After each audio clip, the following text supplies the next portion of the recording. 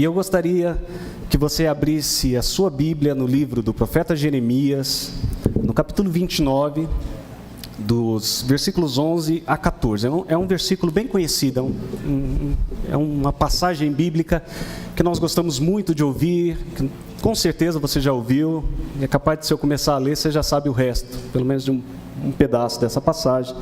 E nós gostaríamos de analisar esses 4 versículos, tá? E assim diz a palavra do Senhor. Deixa eu só fechar aqui, senão ele... Porque sou eu que conheço os planos que tenho para vocês, diz o Senhor, planos de fazê-los prosperar e não lhes causar dano, planos de dar-lhes esperança em um futuro. Então vocês clamarão a mim, virão orar a mim, e eu os ouvirei. Vocês me procurarão e me acharão quando me procurarem de todo o coração. Eu me deixarei ser encontrado por vocês, declara o Senhor, e os trarei de volta do cativeiro. Eu os reunirei de todas as nações, de todos os lugares por onde eu os dispersei, e os trarei de volta para o lugar onde os deportei, diz o Senhor. Amados irmãos, se há uma coisa que acontece comumente, infelizmente algo que já se tornou comum, no final de cada ano, no início de cada ano, são as enchentes. Infelizmente, sempre contamos com esses períodos de verdadeira devastação em alguns lugares. E os estados como a Bahia, Minas Gerais e o Tocantins têm amargado, infelizmente, a perda de vidas, a perda de propriedades e bens com as enchentes que têm ocorrido no final do ano de 2021, início de 2022. Estou pulando lá na frente, 2022. O número de mortos por causa da chuva só no estado da Bahia, na última segunda-feira, tinha subido para 26 pessoas. Infelizmente, 26 vidas que foram perdidas. Não sei como está agora, porque a última vez que eu pesquisei foi na segunda-feira. Já se contabiliza 93.643 pessoas desabrigadas, desalojadas. São pessoas que perderam tudo o que tinham. São pessoas que agora se veem totalmente sem aquilo que elas lutaram a vida inteira para construir. Muitas vezes, quando se passa algumas reportagens e essas pessoas são entrevistadas, o que nós vemos é um ar de desolação, total desespero, uma pessoa totalmente sem esperança. São sofrimentos de perdas de bens, como eu falei, e o pior, alguns de vidas irreparáveis. Quando nós lemos esse texto que nós acabamos de ler, de Jeremias 29, de 14 a 11, não é muito diferente o sentimento de desolação, o sentimento de perda, o sentimento de derrota em que Israel estava vivendo. Quando Israel recebeu estas palavras vindas diretamente de Deus para eles, surgiu um sentimento de confusão no coração do povo. Era como se eles dissessem: mas como assim? Pensamentos de fazê-los prosperar, de não lhes causar dano, planos de dar esperança em um futuro. Creio que muitos pensaram, eu acho que esta mensagem chegou atrasada. Israel estava cativo, os exilados haviam perdido tudo. Quando nós falamos às vezes sobre o cativeiro de Israel, muitas vezes nós pensamos numa forma meio poética. Os babilônicos não chegaram em Israel e falaram assim: oi, tudo bem, sou babilônico, vim aqui tomar a terra de vocês. Vocês, por favor, poderiam se encaminhar para aquela fila que vai deportá-los para a Babilônia com todo amor e carinho? Vocês fariam isso por mim? Não foi assim que aconteceu.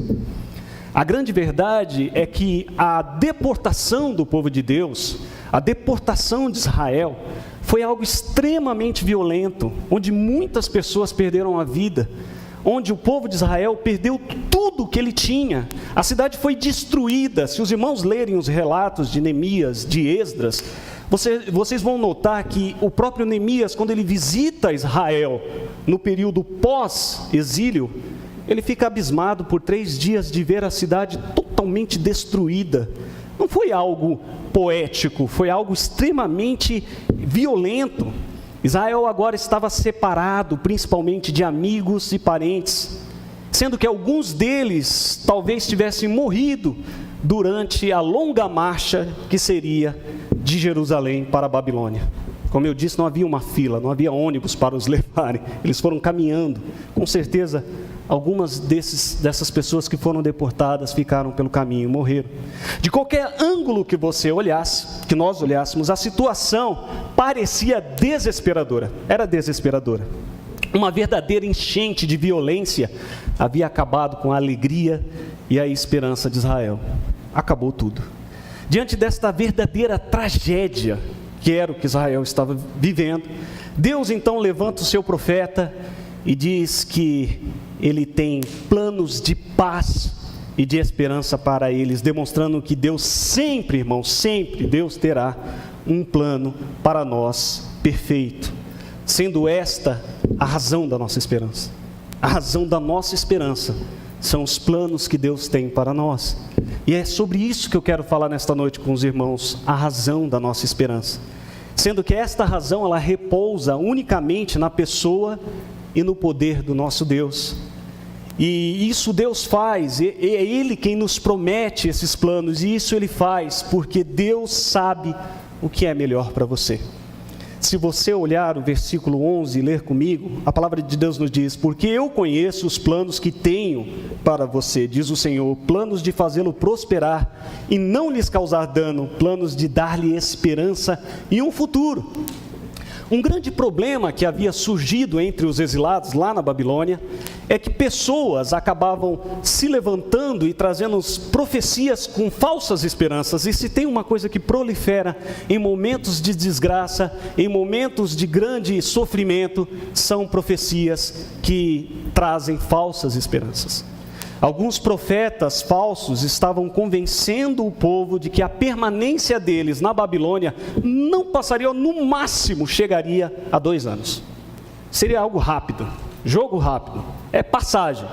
Então vocês não precisam nem se acostumar com os babilônicos, nem precisa fazer amizade, nem precisa fazer mais nada, porque em 2 anos nós estamos, voltando para a nossa terra. Assim, o povo não teria necessidade de se fixar residência, nem de restabelecer os afazeres normais da vida normal. Infelizmente, esses profetas, com essas profecias, acabavam colocando o povo completamente fora dos planos que Deus havia estabelecido para o povo de Israel. Lembrando que toda dor e sofrimento que Israel estava passando era proporcionado por decisões desastrosas que Israel tomou, por enormes teimosias, atitudes de teimosia e por idolatria, que resultaram na destruição de Israel e no exílio do povo de Deus para a Babilônia. Israel, ele havia travado uma verdadeira queda de braço contra Deus. Israel, ele não queria obedecer a Deus e o seu coração estava, é um termo muito pesado que o profeta usa, diz que Israel estava obstinado. Sabe o que é obstinado? Nada tira do foco, não adianta você falar, não adianta você conversar, ele estava obstinado. E aqui, irmãos, é algo que nós precisamos aprender. Se tem algo que nos afasta de Deus, é justamente a nossa percepção do nosso querer, aquilo que eu quero, indo de confronto direto ou indireto com aquilo que Deus quer das nossas vidas. Muitas vezes Deus diz para mim e para você: faça isso, e o que nós fazemos? Nós fazemos aquilo. Deus diz: se acalme, e o que nós fazemos? Nós nos desesperamos. Deus vira para nós e diz: olha, se cala, fica quietinho, e o que nós fazemos? Nós falamos tudo que não devemos, com quem nós não devemos, da forma que a gente acha que tem que ser feito. Infelizmente, muitas vezes nós agimos como um personagem muito interessante da Bíblia, nós agimos como Jonas. Deus levanta Jonas e diz: olha, vai a Nínive, porque eu tenho uma palavra para aquele povo. E o que Jonas diz? Não, simples, não vou. Mas ninguém me põe em Nínive, não vou. Não vai? O que acabou acontecendo? Jonas, ele briga com Deus, ele diz que não vai fazer a vontade de Deus, e ele se encontra agora dentro de uma baleia. A baleia virou Uber, né? Deus falou: vai lá, pega o cara lá no meio do mar, tá? E manda ele para onde eu mandei. Podia ter ido de navio, confortável, sossegado, fazendo a vontade de Deus. Não, vai de baleia. E foi para onde Deus queria. Ou então nós somos igual ao filho pródigo, que tinha tudo na casa do pai. Tudo. Tinha tudo. e ele deixa tudo. E quando ele está numa situação deplorável, ele lembra que o pai tinha tudo. Então ele já tinha tudo. E pela misericórdia de Deus, ele volta exatamente para o início da história. Ele volta de novo para onde a história do pródigo começa. O interessante é que esses dois personagens bíblicos, eles causam dano por onde eles passam e sofrimento, inclusive para eles mesmos. E quando nós agimos iguais a esses dois personagens, geralmente nós colhemos em nossas vidas a tristeza e o sentimento de vazio. Sabe aquele sentimento de que falta alguma coisa? A vida, ela perde a dinâmica e tudo fica igual. Segunda, terça, quarta, quinta, não interessa, tudo é igual. Todas as cores são cinzas, tudo tem a mesma cara. A vida perde a dinâmica. E recentemente, amados, eu vi a postagem de um amigo que dizia: o ano só será novo se você mudar. Se for as mesmas atitudes e os mesmos velhos costumes, o que muda, meu amado, de um ano para o outro? Não é um ano que muda, meu amado, é você. A virada do ano foi de sábado, foi de sexta para sábado, é só mais um sábado. Se são os velhos costumes, as velhas atitudes, o que muda? Porque se for assim, irmão, serão mais 12 meses, que equivalem a 365 dias, que equivalem, são iguais a 8.760 horas. Eu pesquisei. 8.760 horas, que poderão vir a ser exatamente iguais a 2011, 12, 13, 14, 15, 16, 17, 18, vai contando, poderá ser exatamente iguais. Exilados em uma terra estranha, longe de tudo o que Israel possuía. Que fase? Podia olhar para Israel e falar: Israel, não Israel adolescente, né? Porque eu sempre uso ele como exemplo. Que fase? Como enxergar um futuro? Como pensar em algo novo? Como? E em meio a este sentimento, raia uma luz e Deus se pronuncia ao povo dele. E Deus diz: porque eu sou eu que conheço os planos que tenho para vocês. Deus sabe quais são os caminhos que se abrirão à nossa frente e sabe quais são os melhores caminhos para nós. Mesmo diante de desafios que nós não compreendemos, nós devemos confiar em quem está nos prometendo. Hebreus 10, 23, ele diz: fiel é o que prometeu. Não fui eu que te prometi, foi o próprio Deus que te prometeu. E veja que Deus está afirmando seu compromisso e sua promessa em um momento mais desfavorável do seu povo. Israel não estava na crista da onda, como dizem. Israel não estava: nossa, Israel está ótimo, nossa, olha como está prosperando, é fácil, eu tenho planos de paz. Mas nós estamos vivendo em paz. Eu tenho planos de esperança. Não, esperança é o que a gente está vendendo, esperança para as outras nações. Não, Israel estava cativo, destruído, sem esperança, sem paz. Deus se pronuncia neste momento obscuro, nesse momento totalmente incerto. Deus vira para o próprio povo dele e diz: eu sei os planos que eu tenho para você, apesar de tudo que Israel havia feito. Para os irmãos terem uma ideia, só o profeta Jeremias, ele pregou chamando o povo ao arrependimento por 30 anos. Só o profeta Jeremias, fora os outros profetas, o profeta Isaías e tantos outros, que pregaram chamando o povo ao arrependimento. E apesar disso, agora Israel está sendo chamado para ter fé, sem usar aquilo que ele acreditava ser a presença de Deus. Deus está falando para Israel: você precisa confiar em mim, independentemente de onde você está. Você não tem mais o templo, você não tem mais os sacerdotes, você também não tem mais a cidade santa, mas tem a minha presença. E muitas vezes nós colocamos a presença de Deus em locais, em objetos, e Deus está dizendo: a minha presença te basta, é o que você precisa. É interessante, irmãos, que Deus faz planos para o seu povo. E veja que coisa interessante, são bons planos. São planos que trazem paz e esperança. Mesmo diante da situação de vergonha, de sofrimento, Deus tem planos para nós. E veja que são planos de paz e esperança. E quando nós dizemos paz e esperança, Quero fazer uma pergunta para que você faça uma reflexão. O que vem à sua mente? Para você, o que é paz? O que é esperança? Eu gostaria de propor a você, que tal nós pensarmos na beleza das coisas comuns que estão na nossa vida? Como um bom café, acompanhado de uma boa conversa com uma pessoa que você gosta. É gostoso, né? Receber a pessoa, você faz um bom café. De manhã eu disse que o único café que os irmãos não devem beber é o do pastor Ricardo, porque é ruim, o dele é. O pastor Noidinho não faz café, eu faço, e o meu é bom. Fazendo propaganda do meu café. Mas é tão gostoso você sentar e pôr aquela xícara de café, aquele aroma. Eu ouso dizer que café tem um cheiro mais gostoso do que o sabor, aquele cheiro de manhã, de café. Ou então uma noite bem dormida, com uma sinfonia de uma chuva caindo lá fora. Quem não gosta disso? Quem não gosta disso, irmão? São coisas simples, simples. O salmista, ele escreve no capítulo 3, no versículo 5, assim: deito-me e pego no sono, acordo porque o Senhor me sustentou. Olha como Deus cuida das coisas simples da sua vida. São coisas simples, irmãos, mas que sem ela nós não temos paz. Já passou uma noite em claro, com dor de dente? Ou cuidando de alguém no hospital?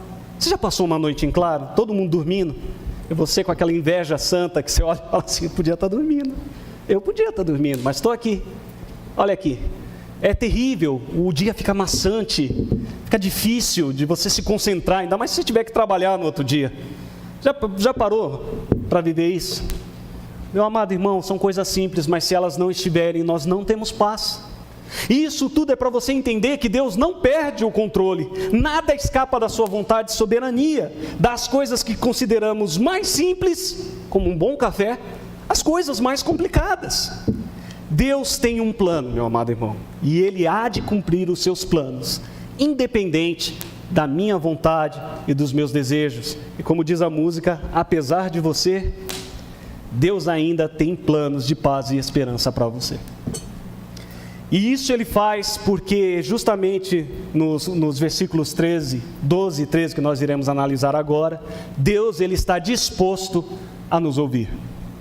Entretanto, no capítulo 7, no versículo 16, Deus diz a Jeremias: olha, Jeremias, você, Jeremias, vê como Deus está falando pro profeta, não ore por este povo, nem faça súplicas, nem pedidos em favor deles, não ora, nem interceda por eles junto a mim, nem fala de Israel para mim. Olha que Deus falou para o profeta: pois eu não o ouvirei.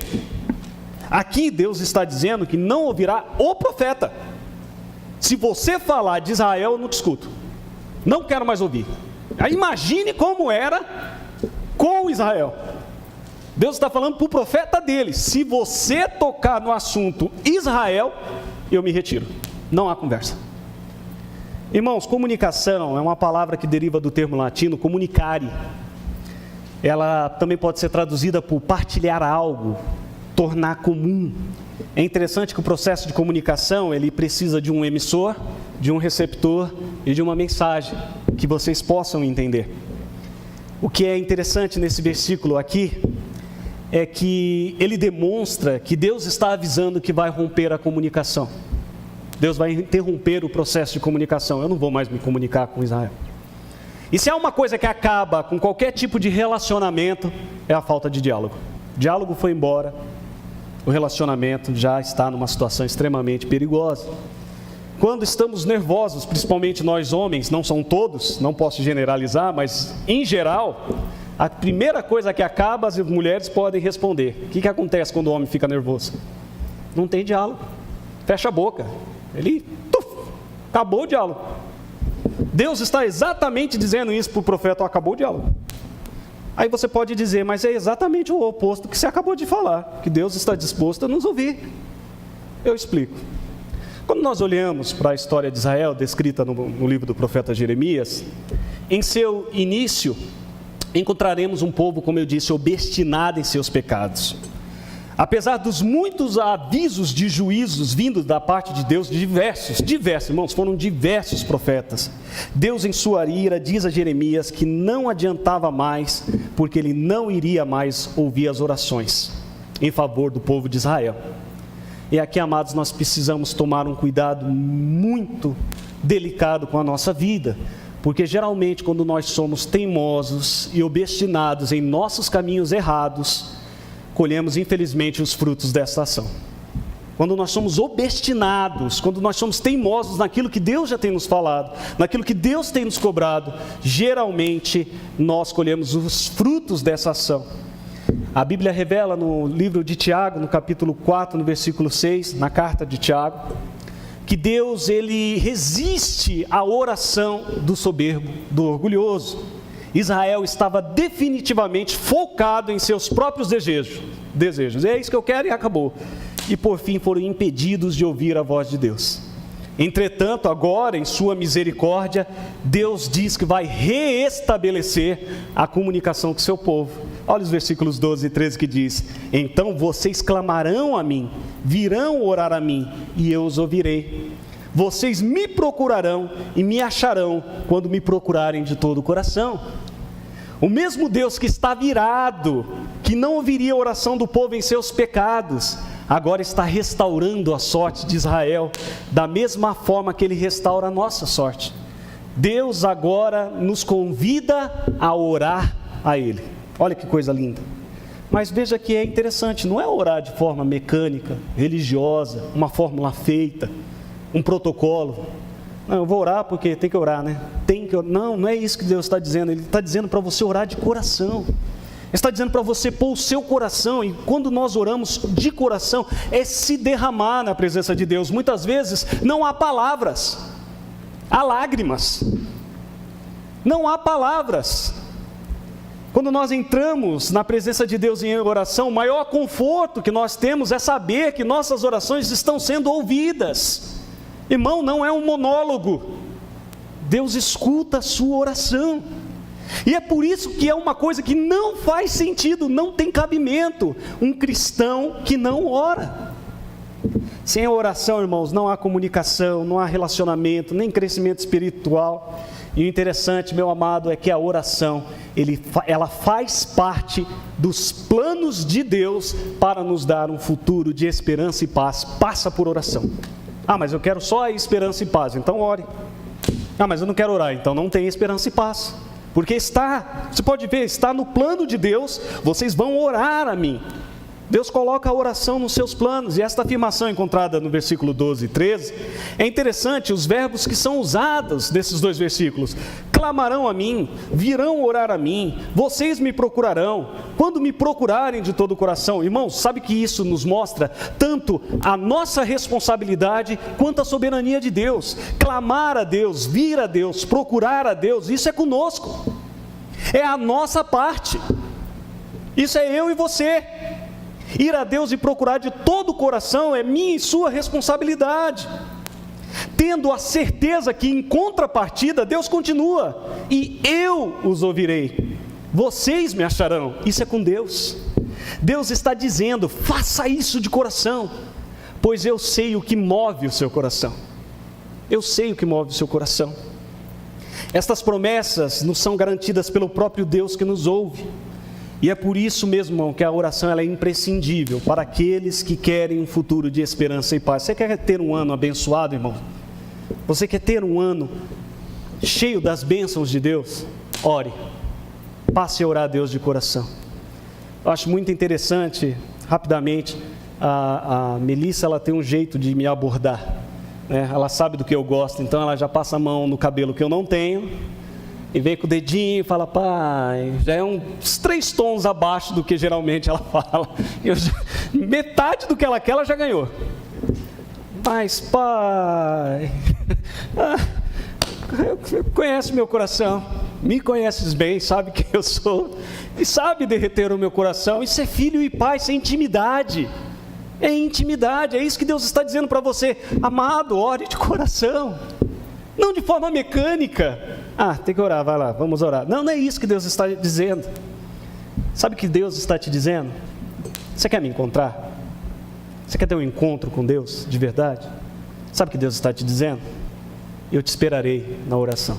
Eu estou te esperando na oração. E por fim, meus amados irmãos, caminhando já para o final, Deus nos promete fazer. O versículo 14, ele diz: eu me deixarei ser encontrado por vocês, declara o Senhor, e os trareis de volta do cativeiro. Eu os reunirei de todas as nações e de todos os lugares, para onde eu os dispersei, e os trarei de volta para o lugar de onde deportei, diz o Senhor. Romanos 8, 28 diz que sabemos que Deus age em todas as coisas para o bem daqueles que amam a Deus, dos que foram chamados de acordo com o seu propósito. E é interessante que nós amamos esse versículo. Todas as coisas contribuem para o bem daqueles que amam a Deus. Quem não conhece esse versículo? Todos nós sabemos. Faz parte do meu portfólio quando eu vou orar. Só que é interessante que nós paramos aí. Todas as coisas contribuem para o bem daqueles que amam a Deus. Há uma vírgula. O versículo continua. Dos que foram chamados de acordo com o seu propósito. Deus age em todas as coisas, meu amado, inclusive naquelas que você não quer que Ele mexa. Naquela que você fala: é sério que você vai mexer aí, Deus? Justamente aí. Esse eu não quero. E é interessante porque é segundo os propósitos de Deus, não os meus. Segundo os meus propósitos, não, segundo os propósitos de Deus. E é por isso, irmãos, que há situações incômodas que vêm para o nosso bem. Eu me lembro que quando eu era criança, eu falei isso hoje de manhã, se havia uma coisa que, Jesus Cristo, eu sofria, era um remédio que minha mãe dava para a gente, chamado óleo de fígado de bacalhau. Eu acho que é o mal do mal do mal concentrado no mal num vidrinho. Eu não como peixe, é bacalhau. Ainda mais o fígado do bacalhau. E não é só o fígado do bacalhau, é o óleo do fígado do bacalhau. É um mal concentrado. E eu louvava a Deus, porque eu venho de uma família enorme, eu sou o número 7, então minha mãe começava com o primeiro, quando chegava no 6 acabou, e eu, glória a Deus, fui liberto. Mas quando ela invertia a ordem, e começava do 9º para o primeiro, você não escapava. Outra coisa que era terrível na minha infância, é que se você tossisse na frente de um médico, ele te dava uma bezetacil. Se você errasse o português na frente de um médico, ele falava: toma uma bezetacil. Ou injeção, que fez parte dos meus pesadelos. Mas era para o meu bem. Era para a minha saúde. Era o cuidado da minha mãe para comigo. O exílio foi a situação... Quando Israel ele foi exilado, a situação de Israel era deplorável. Chamar Israel de povo de Deus era uma afronta ao nome de Deus. Para você ter uma ideia, o profeta Isaías, no capítulo 1, dos versículos 21 a 31, ele faz meio que um raio-x de quem era Israel. E no portfólio, se a gente pudesse dizer assim, Isaías ele está abismado, ele está impressionado com a corrupção do povo, com os homicídios que eram comuns, com atrocidades, com descaso à viúva, do órfão, do pobre, com a corrupção do sacerdote, dos juízes. As pessoas eram deixadas de lado e Israel fazia isso numa boa, sem problema. O exílio foi a forma que Deus encontrou para disciplinar seus filhos. E aqui entendo que com nossas vidas não é diferente. Deus muitas vezes usa caminhos que nós não queremos para corrigir as nossas atitudes erradas. Mas veja que Deus declara que a intenção não é causar dano. A intenção não é te matar. É como aquela mãe que está vendo o filho fazer a coisa errada e fala: olha, desce daí. Olha, não mexe aí. Não mexe aí. E se for a minha mãe, você só vê a havaiana voando e acertando o abençoado que está fazendo a arte. A intenção não é matar. A intenção de Deus não era causar dano, mas sim corrigir um povo que estava obstinado. Deus mostra que foi Ele que levou Israel para o exílio, e o próprio Deus estava trazendo eles de volta do cativeiro. E Deus, irmãos, Ele demonstra para nós que Deus sempre está preparado a restituir todo aquele que se arrepende, todo aquele que olha e fala: peraí, isso aqui está errado. Para se ter uma ideia, irmãos, o exílio aconteceu no ano de 607, por volta de 607, antes de Cristo. Israel foi se tornar nação, com o voto do brasileiro Oswaldo Aranha, em 1948. Deus faz, mas é no tempo dele, da forma dele, do jeito dele. Por isso mesmo que está na vontade de Deus, irmãos, é o melhor plano. para você, para mim, para ter um bom ano que se inicia. E seguindo a segunda parte desse versículo 14, Deus diz: eu me deixarei ser encontrado por vocês. Meu irmão, minha irmã, Deus não precisa de nós. Sou eu que preciso desesperadamente de Deus. Se o Senhor não nos guardar, se o Senhor não nos proteger, se o Senhor não nos abençoar, será o nosso fim. Mas em seu imenso amor, Deus se deixa ser encontrado por nós. E com certeza eu só me encontro em Deus quando eu olho para a cruz de Jesus Cristo. É só aqui que eu vejo quem eu sou, quão obstinado eu sou. Os planos de Deus para você passam por Cristo Jesus. Em Jesus, Deus restaura tudo aquilo que o pecado destruiu. A começar da nossa comunhão com o Pai, nosso lugar à mesa. Os planos de Deus estão em nos restabelecer como seus filhos. Meu amado irmão, minha amada irmã, talvez você tenha vivido um ano de uma verdadeira enxurrada de situação. 2021 foi bem delicado. Talvez muitas situações acabaram sequestrando a sua fé, abalaram sua vida. E por fim você olha e fala: orar não faz sentido. Deus não me responde mais. Ou talvez o pecado tenha se tornado assim, sabe, aquele amigo íntimo, e agora ele dita as regras do jogo, é ele que diz como eu devo me comportar. Em todos os casos, ouvir que Deus tem planos de paz e esperança possa estar soando aí dentro do seu coração agora. Estes planos não me incluem. Deus se esqueceu de mim. Mas a grande verdade é que Deus conhece você e a situação do seu coração. Deus sabe. Hebreus 3, de 7 a 8, nos diz que se hoje você ouvir a voz do Espírito Santo, não endureça o seu coração. Não endureça o seu coração. Eu gostaria que você pensasse em seus caminhos, em seus planos. Eu sei que com certeza você tem bons planos para você. Com certeza você quer caminhos de paz e esperança. Eu tenho certeza que você quer viver paz e esperança. Mas acima dos seus planos, hoje Deus ele te faz um convite muito especial, muito particular, muito para você. Hoje Ele te diz: olha, vem a mim. Vinde a mim. Eu também tenho planos para vocês. Eu também tenho um plano para você. Sabe, eu quero te ouvir, eu quero te responder. Eu quero ouvir a sua oração. Eu quero te responder. Deus está te dizendo: vamos, tente mais uma vez. Mas dessa vez, de todo o coração. E eu vou te mostrar o motivo da sua esperança. Curve sua cabeça, vamos orar nesse momento. Senhor meu Deus e meu Pai,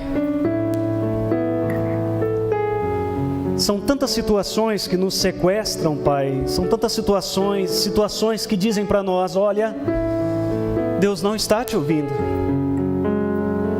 Parece que o dia escurece, o sol vai embora e parece que não há mais sol nesse céu, meu Pai.